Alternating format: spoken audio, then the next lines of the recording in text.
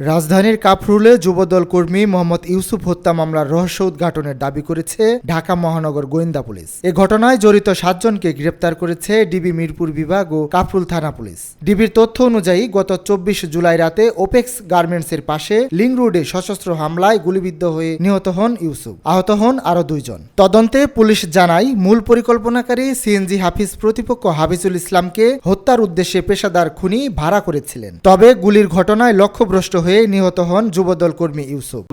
হাফিজুল ইসলাম বাবুর অফিসের আশেপাশে পৌঁছে বাবুর চেহারা চিহ্নিত করে ও সিএনজি হাফিজের কাছ থেকে 50,000 টাকা অগ্রিম নিয়ে ওই দিন চলে যায়। পরবর্তীতে 23 জুলাই 2026 তারিখে পূর্ব পরিকল্পনা অনুযায়ী আসামিরা সন্ধ্যার দিকে হাফিজের গ্যারেজে একত্রিত হয় এবং সিএনজি হাফিজের লোড করা পিস্তল দুইটি নাইদের কাছ থেকে জিহাদ নিয়ে জিয়ারুলকে একটি পিস্তল এবং চঞ্চলকে একটি পিস্তল দেয়।